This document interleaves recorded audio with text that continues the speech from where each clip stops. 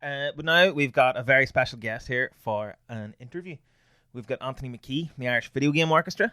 Hello. Thanks for having me on. Alright. Hi, Anthony. Hi. The Irish Video Game Orchestra, they play video game music, film music, TV music, pop culture sort of music. Anime music, Anime music. soundtracks. We'll probably get into that. And Sorry, get I'm into not all trying of to it. dictate your interview or anything. It's fine. So This isn't propaganda at all. yeah.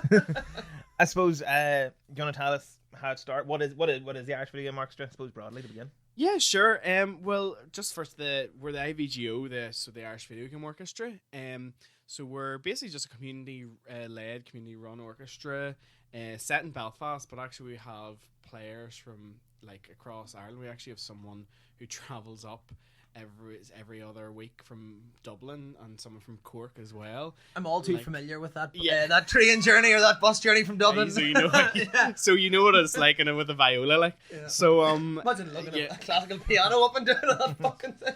But so we basically we're orchestra, and as you said, we try and play music from video games, but also we delve into film soundtracks, TV, anime soundtracks as well, and just basically we've tried our sort of hand at everything at this stage, and we started off in 2015. We actually started off as a project, so it was actually our music director, Robert Martin, who's over in Maryland at the minute. He was actually doing a master's over in Queens, and he had to set up, as part of his degree, he had to set up a sort of an event or a music concert. So he came up with the idea of video game music. We were only meant to be a one-off. We were playing at one of the comic conventions at Queens, QCon, and we wrap it up. And it was, as I said, it was meant to be one-off. We all just came together from different, some of us were big musicians, some of us hadn't picked up an instrument in a while, played a few tunes. It got a really good reception, and I think the most important thing was we really enjoyed it as a group, and we've been going since. So Initially, how many of you started off, or where did this sort of? So I guess it was only about maybe I've been there from the start, so it was about. You're a big OG I'm there. I'm an oldie, yeah, right. The OG. You can see it in the crow feet in my face.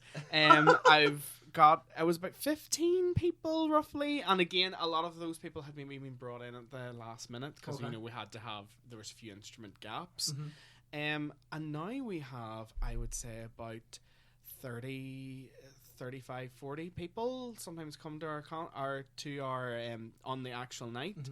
And if you need somebody to play the triangle, Sean's always available. Fortunately, we've got that covered, because we all now have electronic instruments, so it's all grand sauce. No, but no, we have a good regular amount of people coming to our rehearsals. We rehearse every week. We're actually open for people to join us whenever they want, if they whether they are playing all the time or if they have left school and don't really have a place to play their instrument. We take people up who've played up to grade 4. So we're always looking, and I think that's what's great about it is when you leave high school or you've been playing the instrument from primary school or whatever, and you play it up through high school, and once you get to that stage of university, like, if you're not studying it, then there's no way of keeping it up. Yeah, only your own pleasure or a hobby. Even then, like, what are you playing for? You're playing for no one. So a lack of pound on a Saturday night maybe down the look. Yeah, well, if you're, I don't know if you can really get a cello down to the bot, like, but we could try.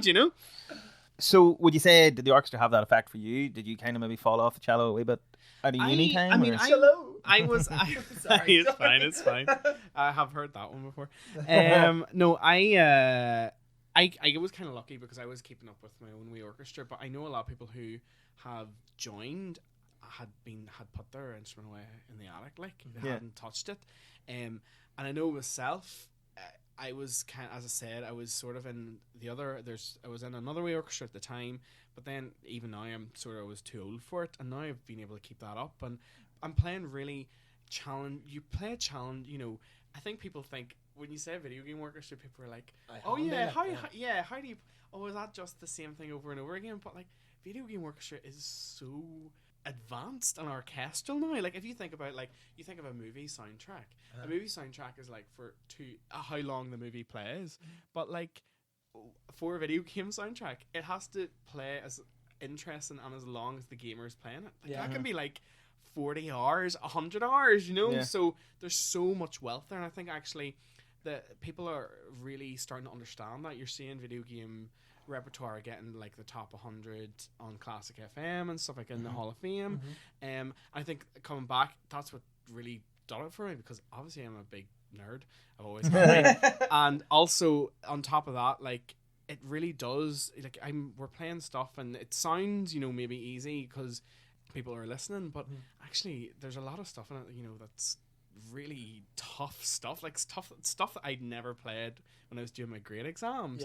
And because the fact as well I'm enjoying playing it, then I'm getting the benefit out of it, you know. So but it's really kept me going on with I'd say if I hadn't been part of this orchestra, there would have been probably a time where I'm going, okay, the cello would just sit there in the corner. But now I'm playing it every week and I'm enjoying it every week, and I'm with this orchestra, like we've gone to some great places now as well. We've been really, really lucky with some really great breaks we've had, and it's you know, the people who organize it do such a great job and get us in, you know, amazing venues and amazing gigs. So I think it really has helped me keep it up, and you know, thank God, because I've invested so much time in it at uni or at high school and money and everything. So yeah, it's great that way. Okay. What are some of your notable, like your highlights in terms of gigs or events, or where is this orchestra taking you that you've enjoyed? Loads. So we got time. Yeah. Let me just get my diary. No. Well, one of the, you know, we've done really great gigs this year. So for example, we've managed to get down to Cork. We're at one of the cons down there. We've been at Stendhal at the big music festival up in Limavady. Oh yes. And we actually this year, so we got nominated for an Amateo Award. So it's basically an award for voluntary arts in communities, and we basically represented the UK and Ireland. There was only a few finalists. We got to go all the way to Novi Sad in Serbia. That was amazing. I mean, to go from literally playing like a few bars of Mario like on the first gig that we ever did, to getting out to Novi Sad with all these other organizations that, you know, we're just at the end of the day, we were just like a very, very voluntary run. We're completely free. There's no membership for our members at all. We actually get our gigs to cover you know, the accommodation and stuff like that. Oh, that's good. And just get there and be with other big contenders who, like, you know, get government funding and grants, and we're like, what are we doing here? Like, we shouldn't be here. But like, that was amazing itself, and I think really shows how far we've came from 2015. But to be honest, every gig that we've done so far, we've really enjoyed. Like, I personally really enjoyed. My favorite one this year was, we have a wee sort of smaller group in our orchestra, and we sometimes do, like, when we're asked, we play, you know, at maybe sort of smaller venues and things like that. We were invited down to the World Sci-Fi convention. Down in Dublin, Worldcon, yeah. And Is that in the convention centre then? yeah, literally in the ICC, And you never called in to say hello, Anthony. Were you sorry there? Get on, hear it on. It's all coming out now, That's folks. fine. Sorry, I was just too busy, you know. Jack's big fancy flap provided by his non-named corporation. Advertisement there. No, so I was just around the corner for you, Jack, yes. And we actually managed.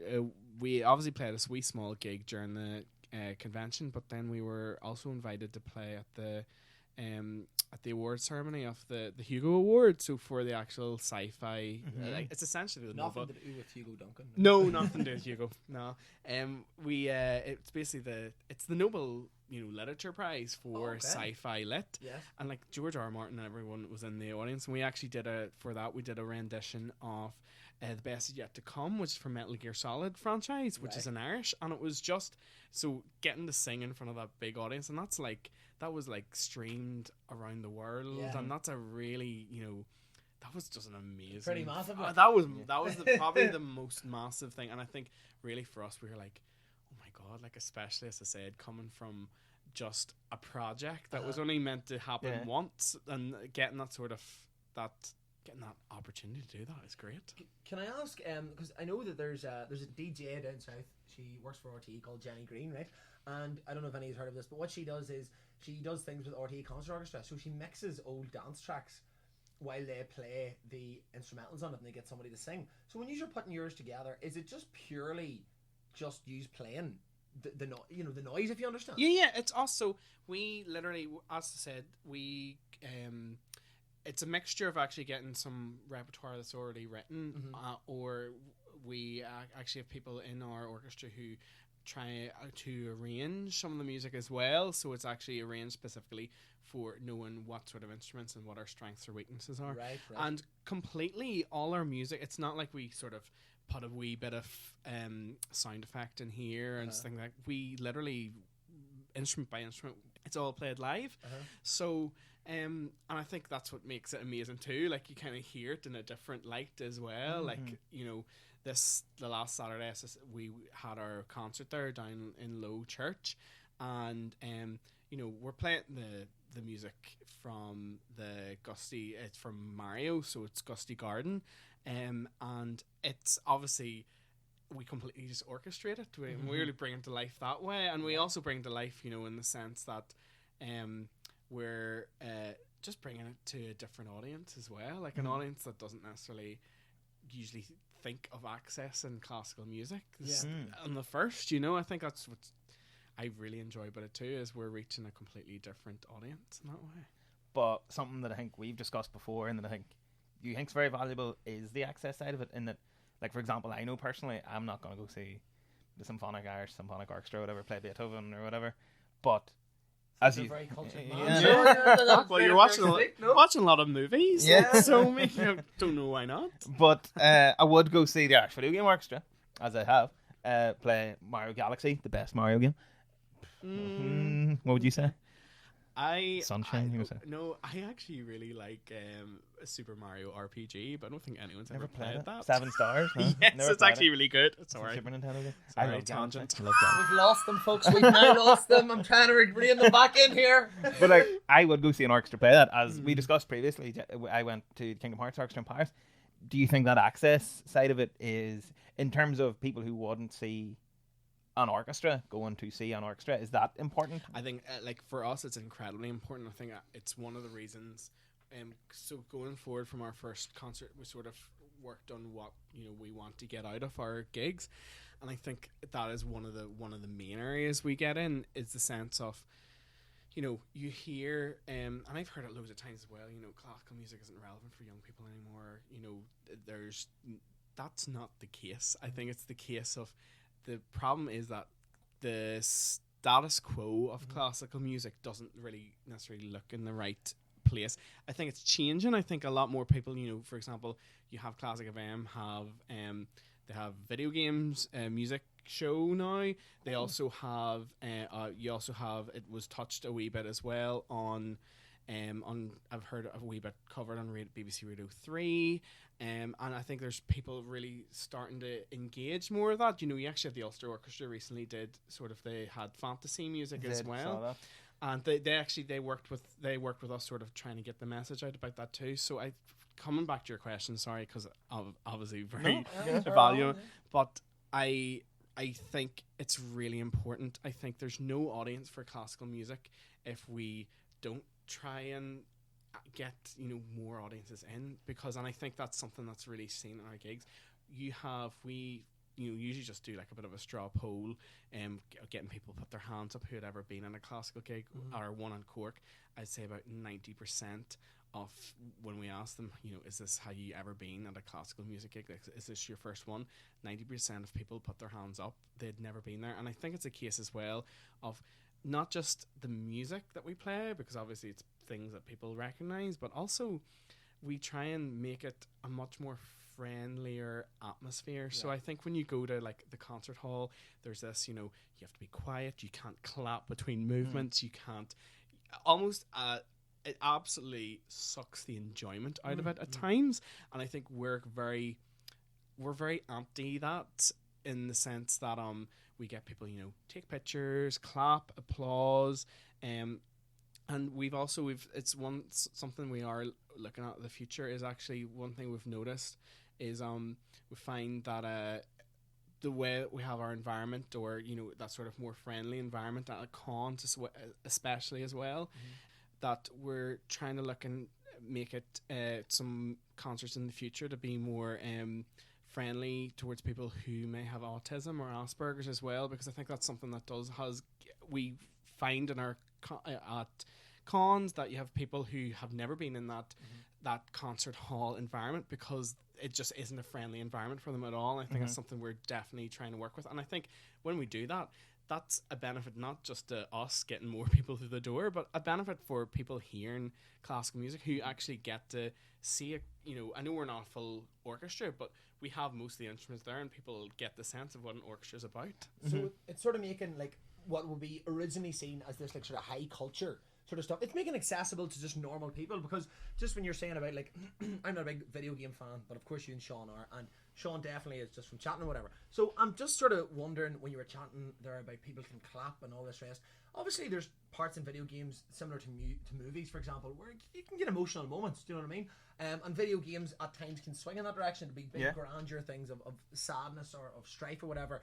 And as you say, it's making that more accessible. So there is people who maybe will have a wee cry to themselves, or be laughing, or be in tears of laughter when they reminisce about a time they and their mate beat the big boss in whatever game it is.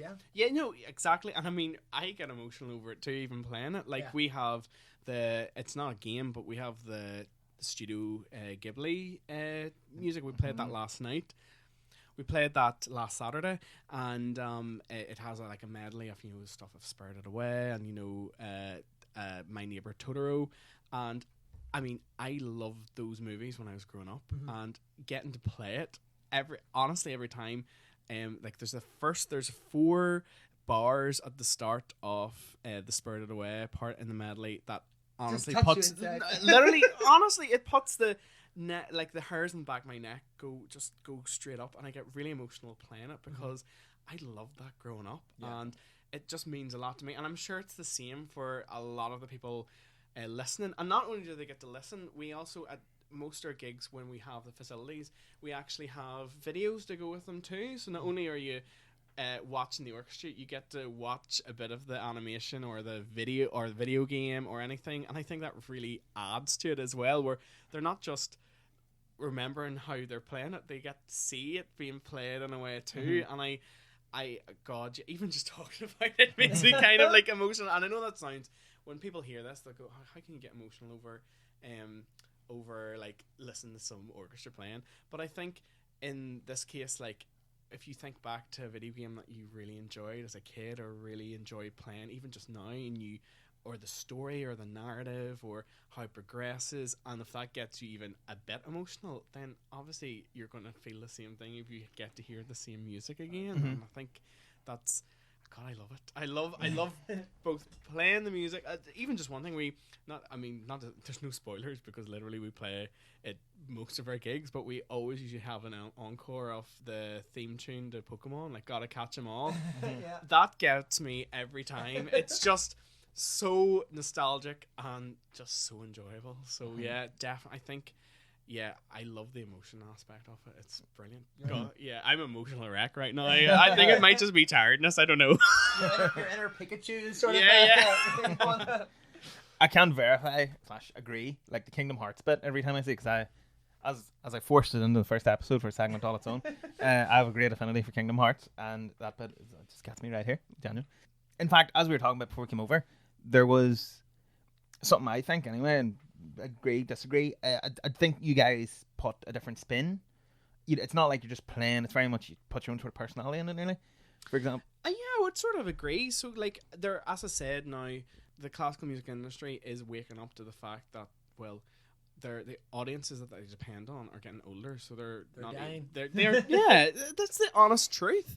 And I think they need to realize that they now have to access younger audiences, which is why you're seeing more of, you know, Final Fantasy symphonies or video game music or film music. That's all to try and access a younger audience at the end of the day. And I think that's where we really fit in, because we do add our wee spin in it. I know, for example, we do the Final Fantasy opera. It's a proper. That's the thing. It's not like we just made it up. There is a 9-minute operetta in one of the Final Fantasy games, Final Fantasy 6. I think. Yeah, I think it's 6. Thank God I got that right. So 6, which is actually 4. Oh yeah, you just lost me already. But you lost me a long time ago, lad. So we there's obviously the operetta, and it has a proper 3 singers in it. Now I know that they've definitely the Distant Worlds, which is the one that they tour with, and they actually do get it sung. What we do is we actually act it out. So we have a proper sword fight, there's drama, there's a love scene, on this 9 minutes, and we all manage. That sounds like a Saturday night for me. I mean, it was great, So I think we try, and as well we as I said, we work to our strengths as well. So we have, we're really lucky to have some singers, and we work with them and try and get good pieces for them. And as well as that, because a lot of the music that we try and arrange in house, it means that we know what sort of instruments that we have, or what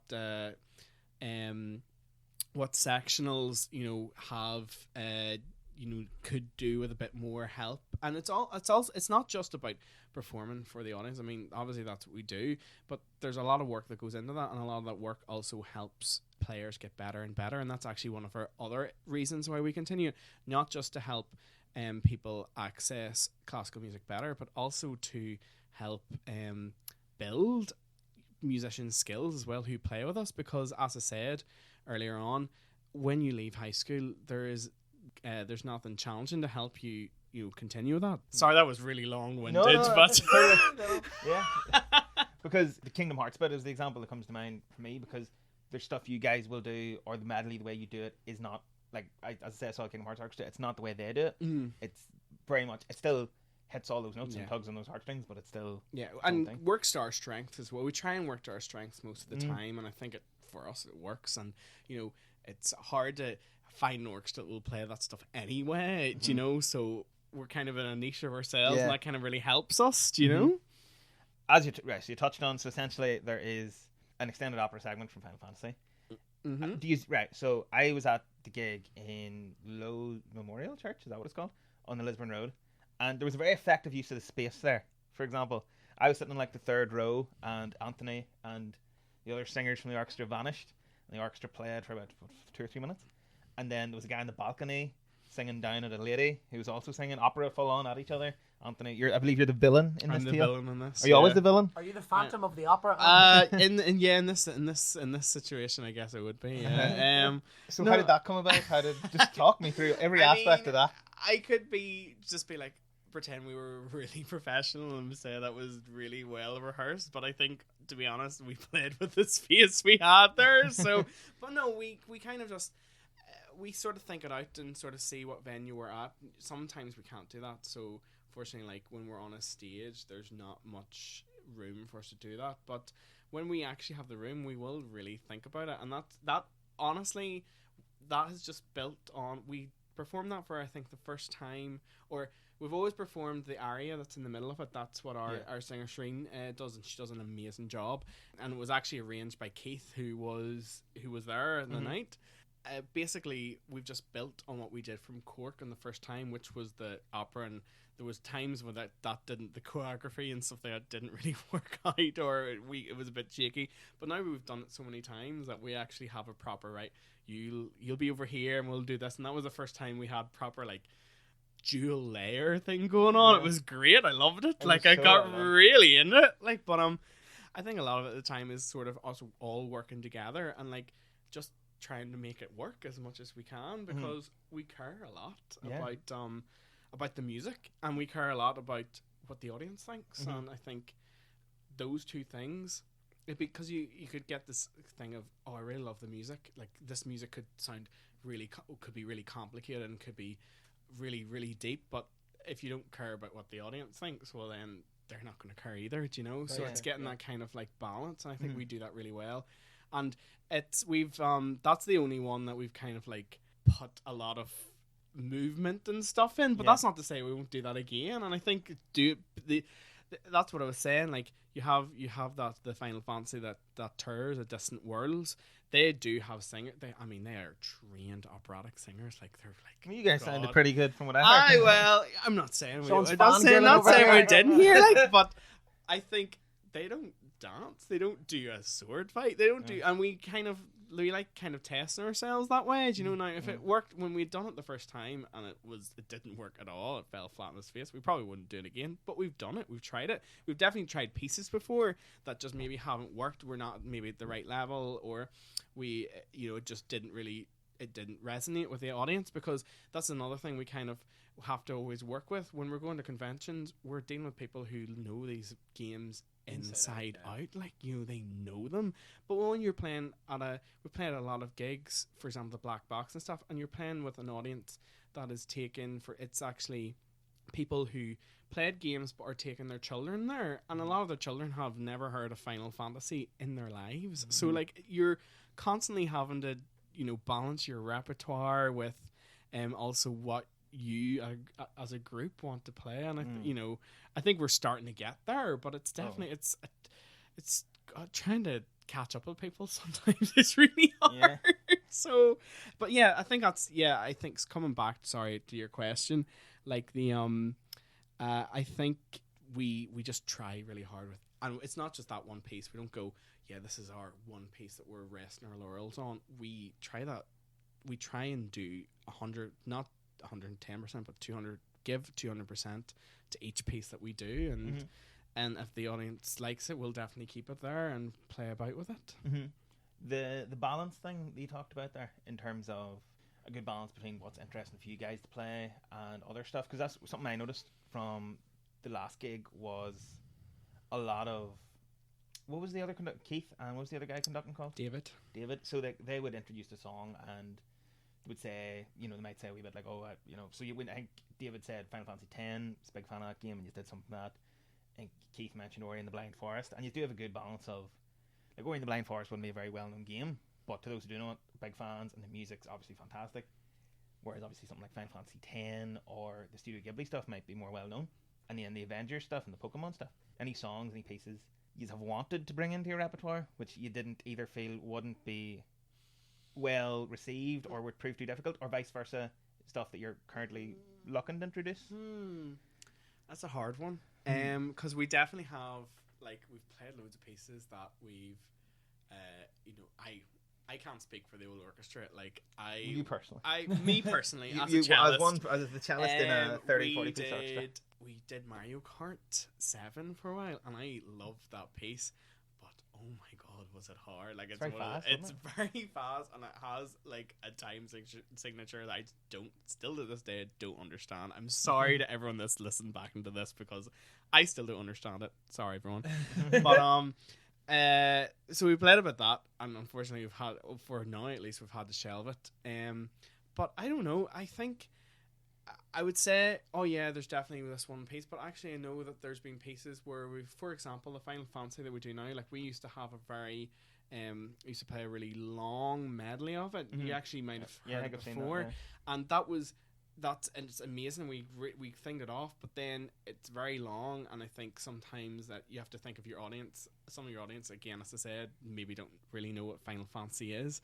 So but what we did is we just adapt it in a way. So that's why, for example, last Saturday we played a lot of different bits of Final Fantasy, but not the full medley, because people don't have sometimes the attention span for an entire medley. And I guess it's trying to adapt to an audience too, because you realize, actually this audience or someone maybe doesn't want to listen to about 25 minutes, 30 minutes. They might want to listen to one or two pieces from it. But I guess we just keep trying. I think the strength that we have is we have sort of the in-house arrangers that all do it on themselves, but they all have different gaming interests too. So for example, David, who conducts, and also Adam, who is our operations manager. Like, they love Final Fantasy. So does Keith as well, who came through in the set list. Anyway. Keith, yeah. So yeah, they have a lot of control. But no, but you have other people. Where's who my are Animal in- Crossing outfit? Yeah. I've been working on that for 2 years. No, but I guess we have other people there too who have, who've arranged other stuff as well, and who have kind of inputted in. And I think we also we have had people like message us on social media, and I encourage anyone who does listen to us to do that, because we honestly will look into it and go, yeah, okay, people are actually wanting this, so we'll play it. Suggest some songs. Yeah, to play suggesting or things to play, oh, we'd love to hear a game, or we'd love to hear a song from this video game or this, and we have genuinely looked into it and sort of built, or if not that song, we'll definitely look at the we'll look in if there's actual music we can play from it, Mm-hmm. So and I think that's great. Again, that's the whole audience thing, isn't it? It's making it, okay, we're not going to play Beethoven 5 Movement 2. We're going to play what you want to hear, or what you would like us to play. And as I said, it comes down to people, a mix of, of skills and abilities of the people who help bring the orchestra together, and who help run it and help arrange things. And that, I can't give enough praise to all the volunteers who run it, and also everyone who comes week upon week to rehearse, because they really give time, and it's not just the time in the rehearsal, it's just time all the time, whether it's trying to get the next rehearsal space to the next gig, and or the next arrangement of a piece. It's just never stops. Serious dedication. I think something that you've kind of touched on throughout. What pieces do you, as either a cellist, as a singer, obviously you're a very multi-talented individual, which do you find the most fun? I'm sure, maybe we'll exclude the sword fight opera from this, because that might be the obvious answer. Yeah. But which is the most fun or the most rewarding to perform? Is really fun. You know what I found, and it was literally like a child, what I found the most impressive. Either this, or maybe I'm just imagining it. The sword fights synced up with the music. Yeah. It was actually it was synced up with the music. The orchestra would be do, and then there'd be a pause, and then fight for a wee while, and then it'd stop, and then it was very impressive. We're professional outfits, Make sure to put that, we're definitely professional. Yeah, that's going to be my Facebook review. Professional outfit, the sword fight synced up. 5 stars. 5 stars, the sword fight. 10 out of 10 would recommend. God, I've played so many pieces. Or similarly, which did you not enjoy? Which? Oh God, I'll not tell that either. That'll be equally as controversial. We played. Okay, this actually will be quite controversial to the orchestra, because I don't think a lot of people liked it in the group, because it was just really difficult. We played. I don't know if any of your listeners, probably not, because maybe not as big as a nerd as me. But there was an anime. Yeah, so there's one person. No, there's an anime called Yuri on Ice. It's basically it's gay ice skating. That's it. That's the what you'd find at IMDb. Yeah, literally what it is, right? And we played the music from it, and we also had a singer sing the Japanese from it too. And I loved it. It was so fun to play. I don't know what was about it, but it just really added stuff to me. I love anything of the Zelda always gives me proper. I mean, Legend of Zelda music is just amazing. The Battle of the Goddesses is just Koji Kondo, realness, A1 star. That's the composer, by the way. Sorry. Just dropping in here references so you actually know what I'm talking about. God, no, there isn't really anything. There's stuff I've found difficult to play, or has taken a while. And I guess maybe I sometimes find the music I don't. So I'm a big Nintendo fanboy, so I actually wouldn't know as much as the more recent Final Fantasy stuff. Yeah. And I also we've played The Witcher 3. Ooh. Yeah, we played that down in Dublin. That'd be very cool. It does sound amazing. At the time, I didn't really enjoy playing it, but actually, then when you go, that's the thing. And the most I'm not meant to do this. At the most recent gigs, we have, I've been actually able to watch a bit of the video, and I'm like, oh my God, actually, this all makes sense, and I really like this piece of music now, do you know? So We're meant to be following the conductor, and if anyone's listening, I always follow the conductor. That's the whole point. No, God, no, it's just such a mix. I think I'm starting to forget the amount of pieces I've played now, but I just love anything.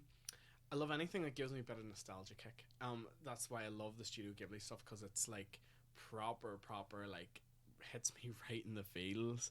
And I do like playing we do have ventured into some of the indie stuff now. So as you said, Ori and the Blind Forest, it was an Xbox 360 exclusive for a while. Yeah, it's been made to the Switch, and it was, it's by an indie developer. But the music in it is amazing. We've also played Journey before. Don't stop believing.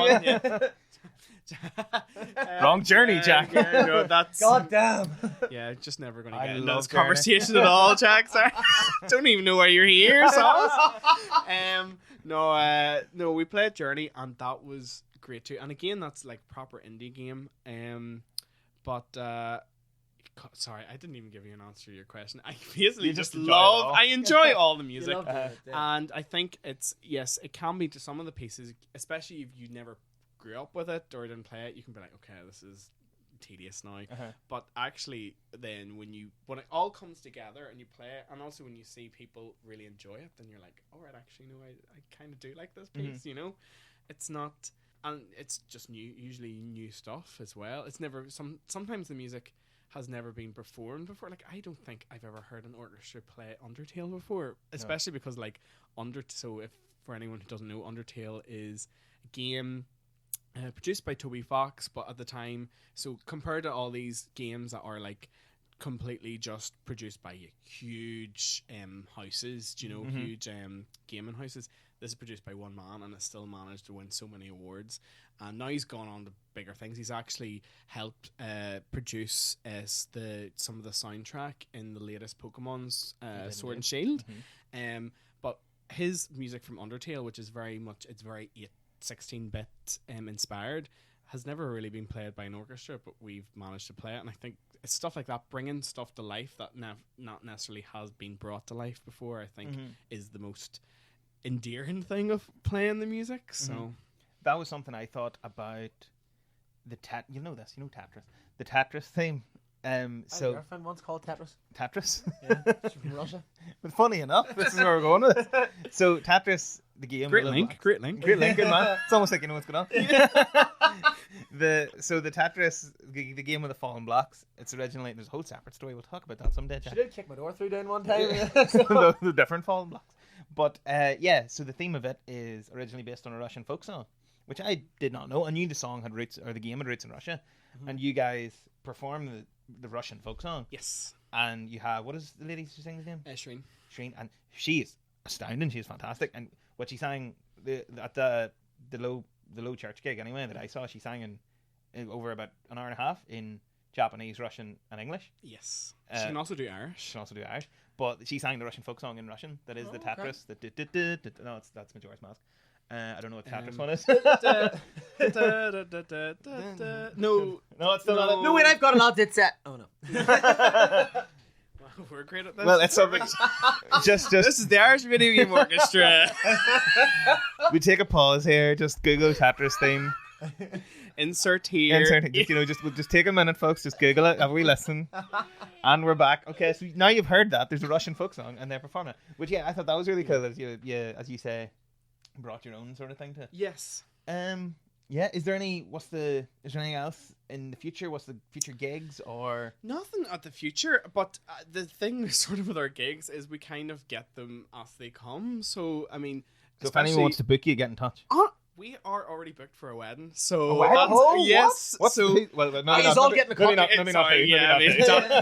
Data protect GDPR. No, I know that we have like sort of wed, and so if anyone wants to get married listening to some Kirby, like feel free, like please get in contact with us. We're definitely something we're up around.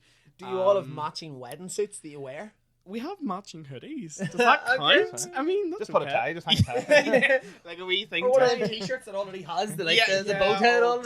Definitely. No, we don't have any gigs sort of at the minute, but we do. Honestly, it's not like we'll dry up with gigs. Like we'll definitely have some gigs in the new year for 100% sure. Internationally acclaimed and all your I mean, we've nearly got an amateur award. I was still pretty happy with that. Do you have that in your if people call up the book to someone answer the phone like amateur nominated Irish Video Game Orchestra? I actually think we have it on a logo on our website. I'm not 100% sure, but I mean, we have to go with it with some reason. Oh yeah, of course. No, but if you just follow us on our social media, we're on Facebook, and Twitter and Instagram, all three. If you just look us up, it's the Irish Video Game Orchestra or IVGO Orchestra, so IVG Orchestra. So and we put any gigs we have coming up, we'll put them up there. And I would definitely say we're hoping probably in around summer 2020 should have gigs coming around there. This kind of our last gig there at Low Church, kind of end of the season, and we kind of to be fair to us, we needed to end the season somewhere. Our seasons literally 2019 has been such a busy year for us in amazing ways, but we did not expect to have like 3 gigs in 1 month. We were playing in August. We played the East Belfast Festival. We played down at Limavady. We've played down at the Dublin Science, the Sci-Fi convention. We were just so busy, so we'll have to take a well-earned break, but also get that Animal Crossing. Get that. Well, I mean, it'll be out by that time, won't it? So it'll be seasonal, and also to bring new repertoire, because we have the repertoire we've been playing for a bit now, so we'd love to sort of refresh it a wee bit too, and that's what we're hoping to do in the new year, in the new season, in 2020. So yeah, just follow us on our social media handles, and you will hear there first. And I'm looking forward to that Animal Crossing one if it gets done. Yeah, I will be. I'm gonna. This is now that I've been said, I'm doing that. Yeah, we're gonna hold everyone in the orchestra. They're gonna replay this at me every time I say it's on the way. It's coming. So just to wrap up, am I right in saying you guys have open rehearsals? If anyone's come along? Yes, we do. So if Where you can, and so if you get in contact with us first, okay. So because our rehearsing space actually changes everything. The problem with being such a bigger outfit now is it's so hard to get rehearsing space sometimes. But we usually are either playing in the markets or up at near Queens in one of the chaplaincies. And if you are interested, if you're listening, you are interested, have played, don't have to be a constant player, honestly. If you just have played and maybe put it down for a while, do get in touch with us just on social media, on Facebook. You can also email us too. It's ivgoorchestra@gmail.com, and just let us know what you play, what grade you're at, or how long you've been playing, and we will try and fit you in somewhere. We're always looking for new players, even if we maybe don't have if you don't feel comfortable yet, like come and see one of our concerts. Come and see. As I said, we're a community orchestra, and that's what we're here to serve the community in a way too. So we want you to come and see us and enjoy it and play along. If you really, that's most of our players have came through seeing a concert and being like, I really enjoyed this. Can I play? And I think they usually come up after the gig and go, oh, like, I would love to play at the orchestra. And we're like, well, then come along. Do you know, that's literally, I think a lot of people think we're a professional outfit, or like, we do this full time. It's like the hoodies. I mean, the hoodies look very nice, but unfortunately we're definitely not. We're not full time. Otherwise I would, God, I'd love to play the cello and play Kingdom Hearts all the time. That'd be amazing. Yeah. But no, just come and join us and come and play with us. And is there any particular instruments you're looking for, or just any sort of classical sort of? No, sort of any instrument. I mean, we have a guitar as well. We have a guitar. Yeah. We have singers. We have we'll be able to put a choir together soon. We have pianists. Just let us know what you play, and we'll definitely see if we can fit you somewhere, whether it's that or help us in some other way. What about us? We can't play anything or have a note on our head. Yeah, we can do anything like that. Well, you're supporting us this way, so I know you too well. So I don't know if I'd have you anywhere near my cello. I'm sorry. Wait there, hang on, what? Scratch this interview. It's fine. Delete. Grant, thank you. Thanks for having me again. And as I said, just follow us on Facebook, Twitter, Instagram, and hopefully new gigs in 2020. Fingers crossed. With additional Animal Crossing. With it. I'm never going to escape from the Animal Crossing. No. But I am arranging it. Don't worry, guys. It's fine. It's happening. But yeah, that was Anthony McKee from the Irish Video Game Orchestra. It's the cellist. It wasn't. Oh my god. Jeepers, creepers, guys. That sort of took a little bit out of me. It did indeed. Do you know what to think at the end of a video game, or when you die, it goes and it's over. Game over. That's how I feel after that conversation. Anthony, thank you very, very much indeed. Thank you.